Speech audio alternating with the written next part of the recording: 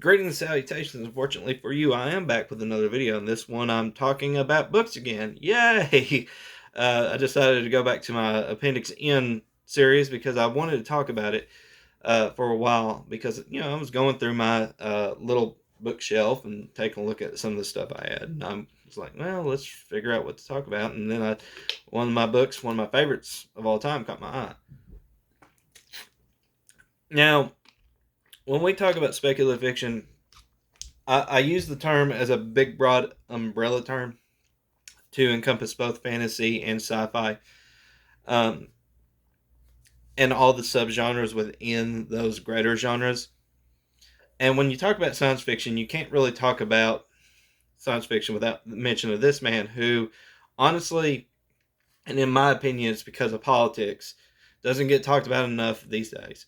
And that is, of course, Orson Scott Card with The Ender's Game. With Ender's Game, not The Ender's Game. Ender's Game. The book, Ender's Game. So, the reason I chose this book to talk about is because it's a very interesting narrative. And it continues on through several different books. It continues on with Speaker for the Dead, and then Xenocide, and then Children of the Mind, and then there's also Ender in Exile. And it's a series that's very thick, and a lot of world building involved with it. Ender's Game was released in 1985, I believe, and it's one of those books that kind of predicted the idea of the internet, especially with the exchange of information via an electronic digital means. It features quite prominently in the story, in the world building. The world is very interesting. Humanity has gone to space. Humanity is involved in a war with an alien race called the Formics. I'm attempting to be spoiler free, so because I really do want you to read this book if you ever get around to it, and I'm going to be propagating that throughout this video. So, but the whole idea, it's just like I need to reread it again. But reading it as a child and then rereading it a couple times as an adult, it's one of those stories that really enthralls me. The premise is just it might seem kind of ham-fisted or hackneyed or tropey today, but back in 1985 wasn't so tropey. There was no trope for it really. So Orson Scott Card, who by the way is a Mormon, had his version of this futuristic world in which religion is actually outlawed. Now, the Wiggins, I think the father is a Mormon and the mother is a Roman Catholic, but they had to be very secretive about it. And the whole entire idea about family building is that most families only have 2 children. They don't have more than that. And Andrew Ender Wiggin is the third. And if you call him a third, it's seen as a derogatory term. And it's one of those things where they to be as spoiler free as possible, but just to briefly touch upon this subject. So Ender has 2 older siblings. His oldest sibling is Peter, and his older sister, who is in between him and Peter, is Valentine. And the children are naturally gifted with these really great minds, really highly intelligent for children. And I want to make it clear that in this narrative that this is one of the first books that I ever read as a child who felt like the author was, actually portraying us as people. In most stories that I had read up to that point, children are more used as background props rather than the driver of the narrative in question as the titular hero in the hero's tale. So it was definitely different, and it was done so in a story that felt more grown up. So that's one of the reasons why it kind of even to this day as an adult in my 30s, I kind of find it wild that it's still considered a young adult novel because it's kind of dark for a young adult novel in a lot of ways. But anyways, to continue on, these children are highly intelligent, and so Peter, the oldest child, he is, of course, intelligently gifted, but the thing about Peter is that he is a sociopath. He finds it difficult to empathize or sympathize with anybody. He is an emotional dwarf, to say the least. He just doesn't. It's not that he can't. It's just that he doesn't care. So, but the thing is that comes into play in the story later on the line, later down in the series of books. It's important to note that. It's just me pointing out. Valentine, on the other hand, while she is also naturally very intelligent, she's the exact opposite of Peter. She's not a sociopath. In fact, she's a little too nurturing. And, it is viewed as a weakness. Just like how Peter's sociopathy is considered a weakness, her overly nurturing character is seen as a very big hindrance to why she would not fit in a leadership role in which she, as a girl already, was going to have an uphill fight to begin with. Ender is seen as kind of the middle ground between the two. He has chosen to go to battle school because of he's not this psychotic sociopath that Peter is, but he's also not a pushover like Valentine is. And in this series, children die. Now it's not something like Game of Thronesy kind of thing. Like, it works for the narrative. It's just very shocking to see that happen. I think, honestly, the reason why I think, besides the politics of Orson Scott Card, of why he's not talked about so much, is because also about 10 or 12 years ago, there was a film that was released called Ender's Game, based on the book. It had general big picture plot points and borrowed also from Speaker for the Dead, but it didn't really quite, it didn't really resemble Ender's Game in my head as a reader. So a lot of the themes that are present within the narrative, in which I'm going to be going on a rant on that here in a little bit, it is not quite so present in the film. I think a lot of what it was the movie came out 10 or 12 years ago. That's relevant because Hunger Games had just become very big, not only in the box office but also on bookshelves. In fact, a lot of the book sales were due to the movie being so popular. A lot of people, I think, pass over Ender's Game because, like it or not, movies do influence the sales of books. I think Ender's Game was passed over by a lot of new generation of readers because of the movie itself. It's not a terrible movie, but it's not one that I would go out of my way to watch. It does a disservice to the book and to what the book is about and the narrative that the book is, trying to get put forward. The book suffers a lot because, I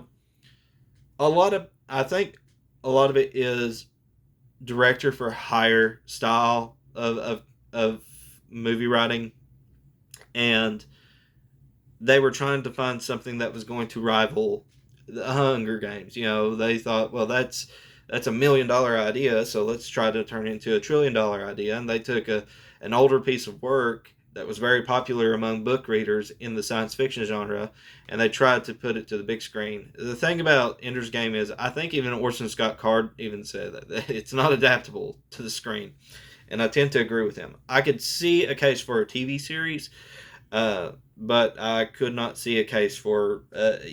It's like trying to fit 10 pounds of crap into a 5-pound bag. There's just no way you're going to be able to do a sufficient job of the story and the messaging of the story.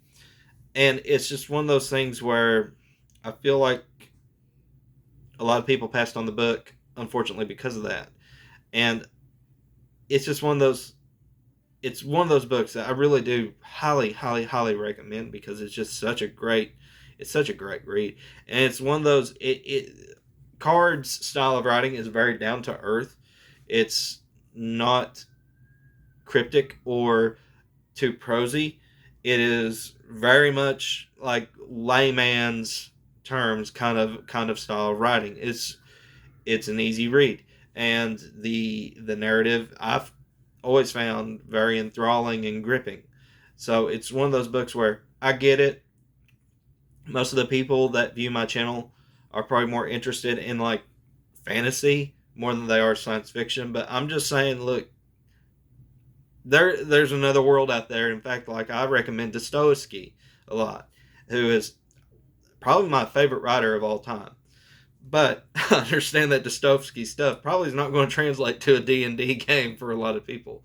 However, this hobby is much bigger than D&D, and it's one of those things where we take inspiration from a lot of things. And I think taking inspiration for a battle school, or the idea of internet, or even the idea of outer space battle, and what, or even an idea in which pitting combatants against each other, in which ideas such as north, south, east, west, up, down, left, right, on top of and below do not necessarily exist in a vacuum.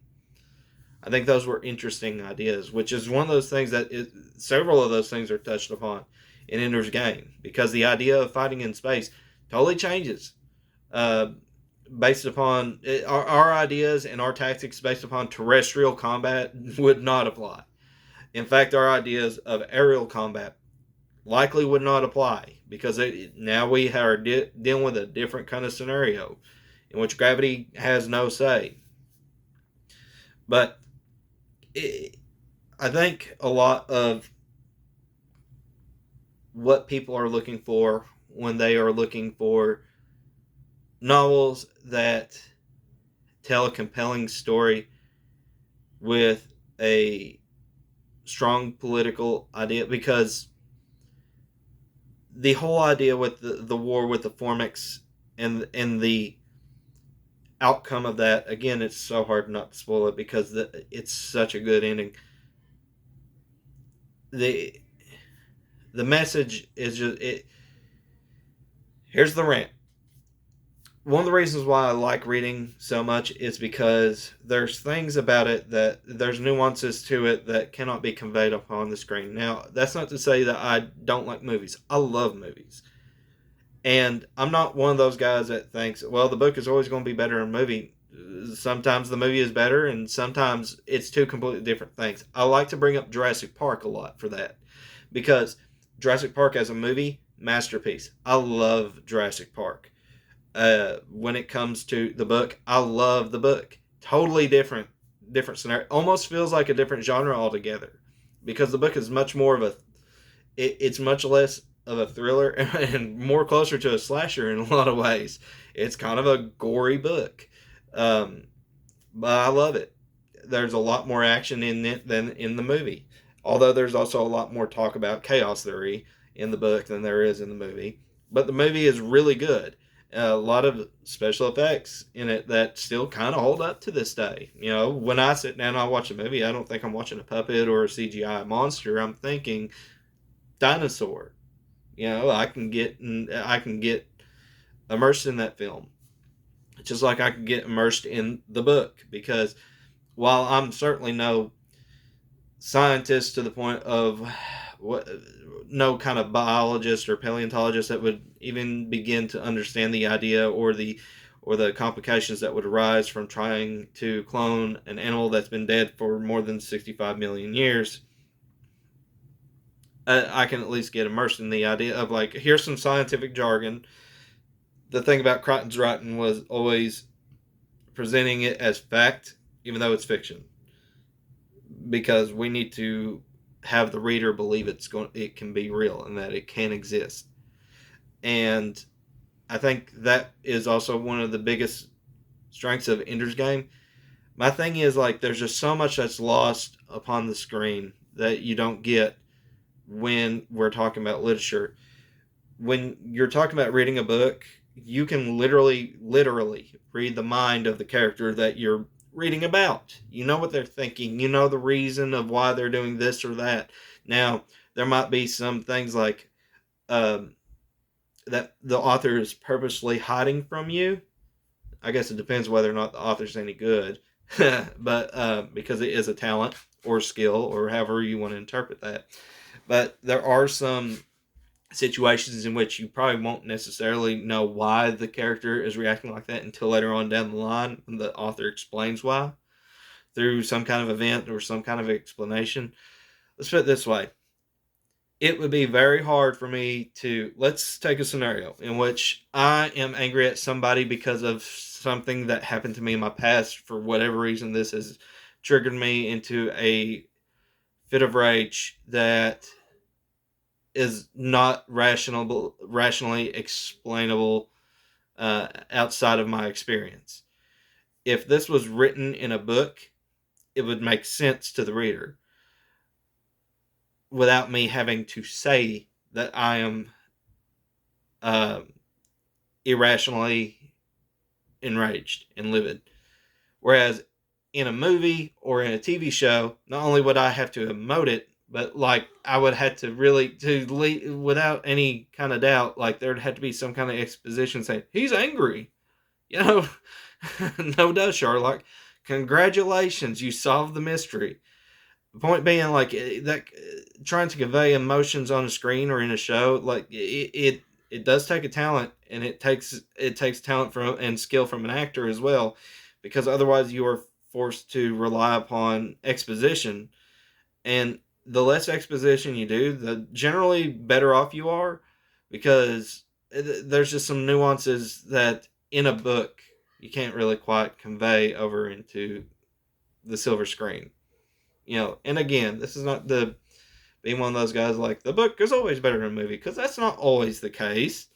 But be that as it may, I just prefer the books. And of course, when we're talking about Ender's Game, I prefer the book. So, again, if I highly implore you read it. It enjoys a place on my Appendix N. Hopefully, I gave you some reading material for you to check out later on down the road. You can, of course, find a single copy, but they also publish a lot of Orson Scott Card's things in box sets. And in fact, that's actually where this came from. It's come from a box set. This is actually kind of a newer copy. My old one is long worn out. The lament of paperback copies. But I don't like to sit down with hardbacks. They just kind of feel cumbersome after a while. I'd rather have a paperback. Actually, I would prefer an e-reader more than anything, but it is what it is. Understand how it's easier to explain a book when you have the visual representation of the book rather than taking out a Kindle or something. So I get it. But as always, guys, you've heard me ramble on for close to 20 minutes now. So join me next time. I'll come up with another subject to talk about. So as always, guys, take care. God bless, and I'll see you on the other side.